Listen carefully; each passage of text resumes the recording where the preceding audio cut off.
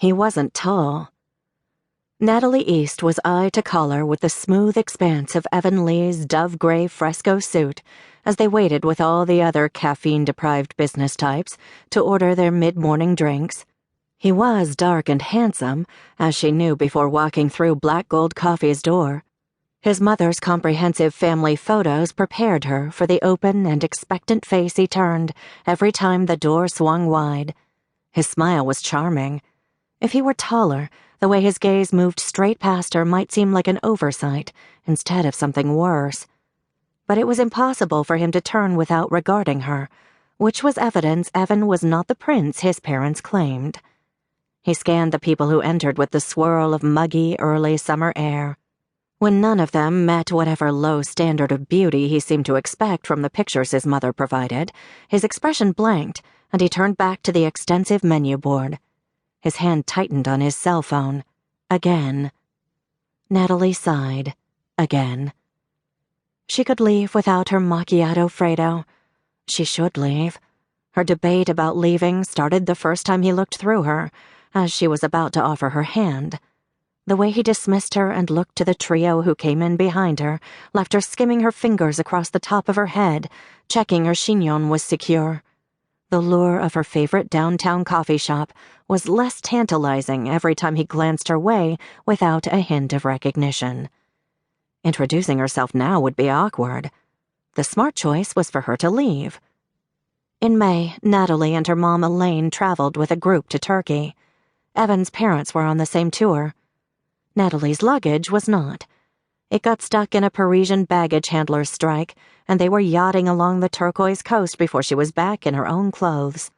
For a week, she alternated touristy t-shirts, her mother's too-tight leggings, and a pair of traditional harem-style pants, which failed to flatter her waistline. And no pharmacy or bazaar in either European or Asian Turkey carried the product required to stop her giant frizzy mess of hair from becoming her only noticeable feature. Corey and Marisa Lee saw past the hair, possibly because the trip to Turkey, ostensibly a birthday treat, morphed into 2 weeks of matchmaking the moment Elaine heard Marisa and Corey's youngest was moving to Houston at the end of the month. Every communal breakfast and bus tour was punctuated by Marisa and Elaine discussing the merits of their offspring. Corey was quieter, but he contributed the occasional random fact about Evan, his baseball trophies, his 8 college acceptances, his reputation among his nieces and nephews for picking the perfect birthday presents. A key part of Nat's job involved describing properties in their best light. Overgrown yards became natural landscaping. Holes in the walls were prime remodeling opportunities. Tight hallways leading to weirdly shaped rooms made up the unique aspects of a quaint family home. So, the Lees' advocacy of their son sounded to her like the worst stereotype of the baby of the family: indulged, narcissistic, irresponsible. Marisa introduced Natalie and Evan via email. Natalie wrote a generic welcome to town message. He didn't reply. She was relieved and put him as much out of her mind as her mother's questions allowed until a couple of weeks later, when her cell rang with an unfamiliar number. Natalie East speaking.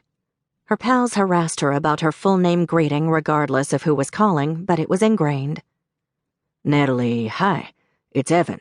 Evan Lee, Marisa and Corey's son. Well, who knew his voice would be full of smoke and chimes? Evan, nice to hear from you. Which may as well be true. It wasn't not nice, but she'd marked his not contacting her as a good thing, despite Elaine asking every other day if they'd gotten together. Yeah, you too. I mean, to put a voice to the name and all. And photos, she said. Photos. Right. I guess I've got you at a disadvantage since now I've seen you and talked to you. I don't know how to break this to you, but your mom has your whole life on her phone. To keep listening to this audiobook, I've left you a link in the description so you can do it, at no cost thanks to Audible's 30-day free trial.